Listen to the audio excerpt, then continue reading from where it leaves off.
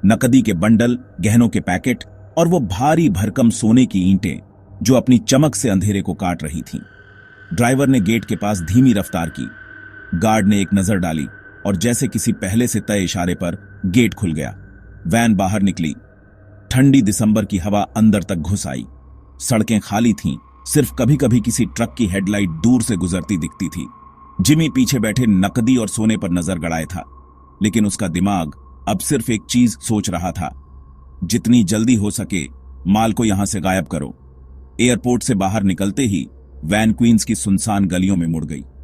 इन रास्तों को पिछले कई हफ्तों में दर्जनों बार चेक किया गया था।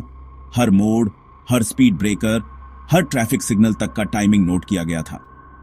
थोड़ी देर बाद वैन एक पुराने जर्जर गोदाम के सामने रुकी। यह बर्ग का चुना हुआ पहला सेफ हाउस था।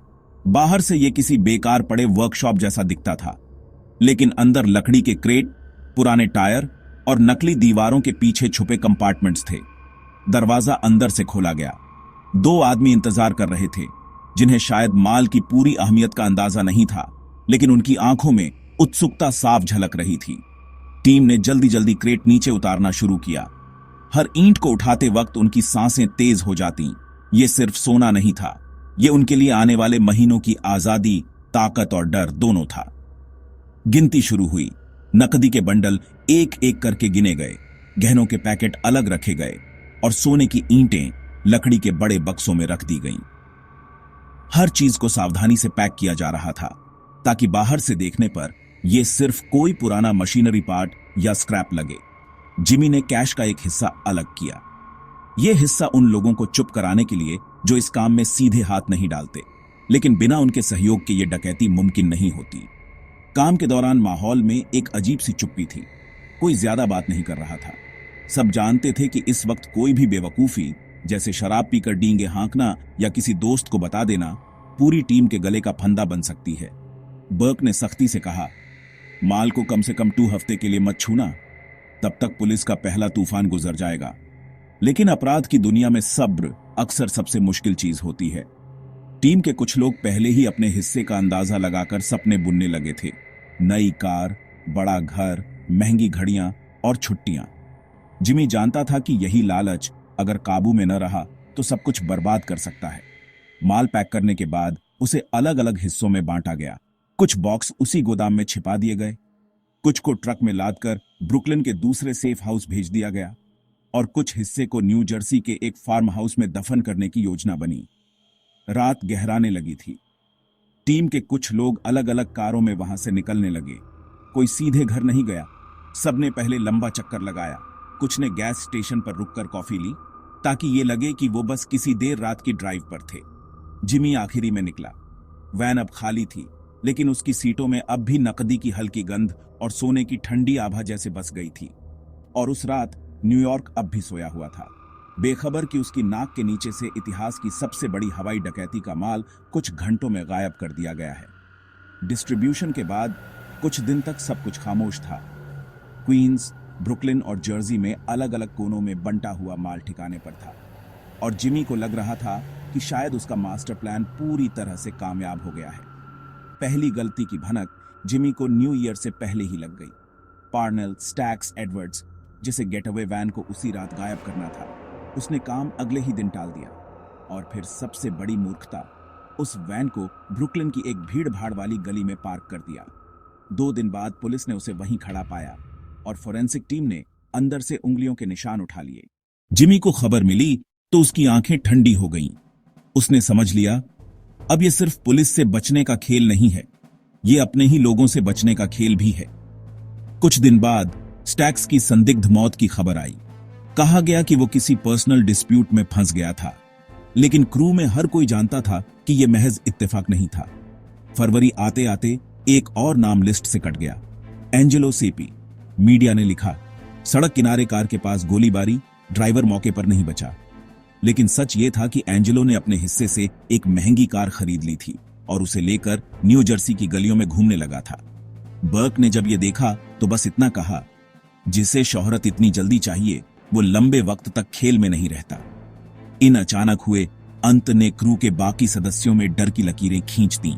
कोई समझ नहीं पा रहा था कि पुलिस का डर ज्यादा है या बर्क का, और सबसे बुरा यह था किसी को नहीं पता था कि अगला नंबर किसका होगा।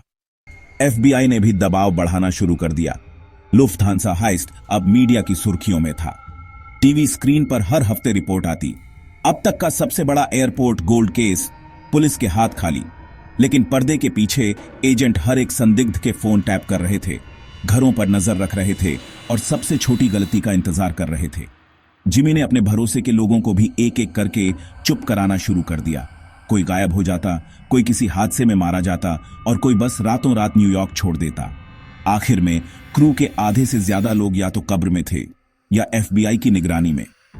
क्वींस की सर्द रातों में जब कोई खाली गली से गुजरता और उसे पीछे से किसी कार के स्लो होने की आवाज सुनाई देती तो दिल की धड़कन ऐसे तेज हो जाती जैसे वो जानता हो यह उसका आखिरी मोड़ हो सकता है। लुफ्थांसा हाइस्ट ने उन्हें अमीर बनाया था, लेकिन अब वही सोना, वही पैसा उनकी सबसे बड़ी सजा बन चुका था। सर्द हवाओं में न्यूयॉर्क की गलियां अब और भी भारी लगने लगी थीं। चोरी को हुए कई महीनों गुजर गए, लेकिन उसके बाद जो हुआ उसने शहर के अंडरवर्ल्ड को भीतर तक हिला दिया।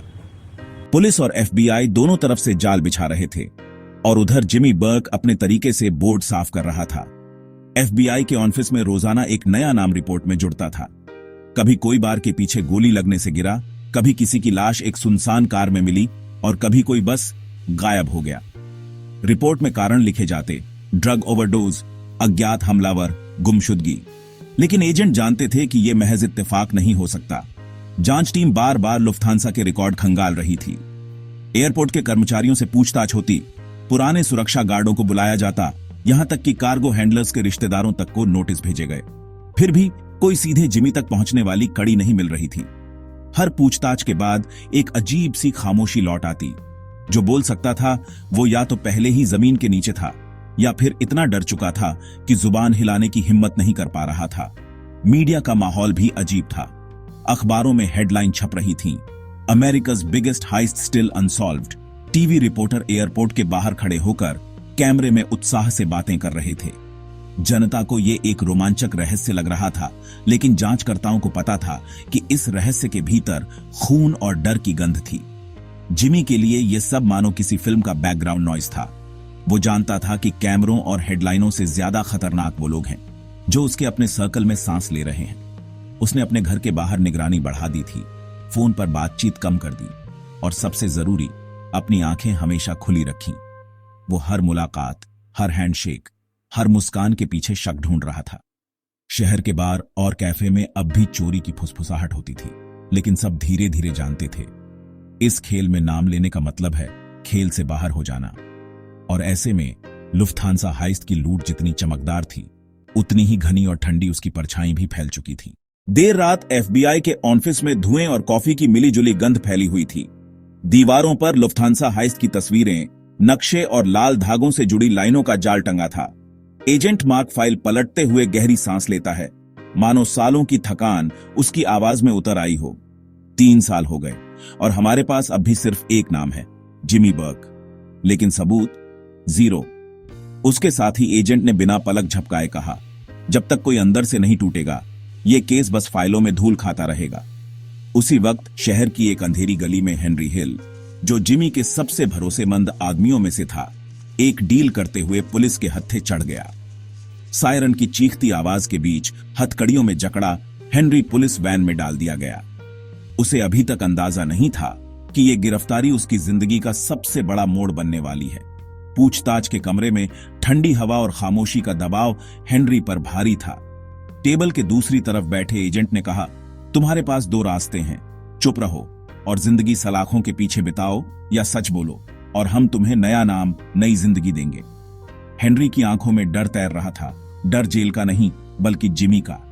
उसने अपनी आंखों से देखा था कि कैसे लुफ्थांसा के बाद एक एक करके लोग गायब होते गए और फिर कभी लौट कर नहीं आए। उसने धीमी आवाज में पूछा, अगर मैं बोलूं तो मेरी जान? एजेंट ने ठंडे लहजे में कहा, हम उसकी गारंटी लेंगे, लेकिन फैसला अभी करना होगा। हेनरी ने आंखें बंद की। उसके दिमाग में लाशों के गिरने की आवाज, अंधेरी सड़कों पर छोड़ी गई कारें और खोखली मुस्कान के पीछे छिपा जिमी का चेहरा घूमने लगा। चुप रहना अब उसके लिए भी मौत जैसा था। उसने धीरे से कहा, ठीक है, मैं सब बताऊंगा। इसके बाद कई दिनों तक एक कमरे में बैठकर हेनरी ने सब कुछ उगल दिया। नाम, जगहें, मुलाकातें, वो हर राज जो अब तक सिर्फ उसके और जिमी के बीच था। उसकी बातों के साथ FBI की दीवार पर नए धागे जुड़ते गए, नक्शों पर लाल सर्कल बनते गए। हेनरी ने खुलासा किया कि लुफ्थांसा के बाद जिमी ने अपने ही लोगों को खत्म करना शुरू कर दिया था ताकि कोई मुंह न खोले। वो ठंडी योजनाएं जिसमें भरोसेमंद चेहरे एक रात में मिटा दिए जाते थे, अब एजेंट्स के सामने साफ थी। FBI को वो सब मिला जिसकी उन्हें तलाश थी, लेकिन फिर भी एक कड़वी सच्चाई सामने आई। लुफ्थांसा चोरी का सीधा सबूत अब भी उनके पास नहीं था। जिमी को उस चोरी में फंसाने का रास्ता नहीं मिला, लेकिन हत्या और साजिश के मामलों में वो बुरी तरह घिर गया। कोर्ट में खड़ा जिमी ठंडा और भावहीन दिख रहा था, जबकि गवाह के तौर पर बैठे हेनरी की आंखों में डर और राहत का अजीब सा मिश्रण था। कुछ समय बाद हेनरी ने गवाह संरक्षण के तहत नई पहचान पाई। नया घर, नया नाम, लेकिन खिड़की से बाहर झांकते हुए भी उसके चेहरे पर साफ था कि अतीत से भागना उतना आसान नहीं जितना कागज पर लगता है। जिमी ने अपनी बाकी जिंदगी जेल में बिताई और लुफ्थांसा हाइस्ट की लूट, सोना, नकदी आज तक किसी के हाथ नहीं लगी। कोई कहता है वो जमीन में दबा है, कोई कहता है देश से बाहर भेज दिया गया। सच क्या है, ये बस उस रात की ठंडी हवा जानती है जो अब भी JFK एयरपोर्ट के रनवे पर बहती है। साल बीत गए, लेकिन लुफ्थांसा हाइस्ट की गूंज न्यूयॉर्क के अपराध जगत में आज भी सुनाई देती है। ये सिर्फ एक चोरी नहीं थी, बल्कि एक ऐसा किस्सा बन गया जो हर नए गैंगस्टर के लिए किसी लोक कथा जैसा था। अगर वो कर सकते हैं तो हम क्यों नहीं। पर सच्चाई ये थी कि उस रात की कीमत सिर्फ पैसे से नहीं, बल्कि खून और भरोसे से चुकाई गई थी। जिमी बर्क अब जेल की ऊंची दीवारों के पीछे था। वहीं उसकी कहानी खत्म हो गई, लेकिन उसके नाम के साथ जुड़ा लुफ्थांसा का किस्सा अपराध की किताबों में हमेशा के लिए दर्ज हो गया। वो एक ऐसा खिलाड़ी था जिसने खेल जीत तो लिया, पर अंत तक अपनी जीत को खुलकर जी नहीं पाया। हेनरी हिल अपनी नई पहचान के साथ अलग जगह चला गया। बाहर से वो एक आम इंसान जैसा दिखता था, कोई जो बस अपने दिन गुजार रहा हो, लेकिन अंदर ही अंदर वो जानता था कि उसने जो देखा, जो किया, वो कभी मिट नहीं सकता। कभी कभी देर रात खिड़की से बाहर देखते हुए उसे लगता जैसे अंधेरे में कहीं से कोई उसे देख रहा है। शायद ये सिर्फ डर था, या शायद कोई पुराना साया जो उसके पीछे पीछे चल रहा था। लुफ्थांसा की लूट का क्या हुआ, ये सवाल आज भी हवा में तैर रहा है। करोड़ों की नकदी और सोना जो एक रात में हवा हो गया, न वो पुलिस के हाथ लगा, न किसी ने उसका कोई ठोस सुराग दिया। अफवाहें फैलती रहीं। कुछ कहते हैं कि सब विदेश भेज दिया गया, कुछ कहते हैं कि न्यूयॉर्क की किसी पुरानी इमारत के नीचे दबा है, पर असली सच सिर्फ उन चंद लोगों को पता था जो अब या तो कब्र में है या फिर हमेशा के लिए चुप हो गए हैं।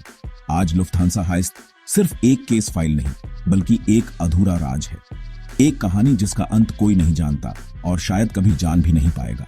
वो रनवे जहां से सब शुरू हुआ था, अब भी रात के सन्नाटे में खामोश खड़ा है, मानो उस रात की परछाई अब भी वहां मंडरा रही हो और हवा के झोंके में पुराने फुसफुसाहटें अब भी गूंज रही हों।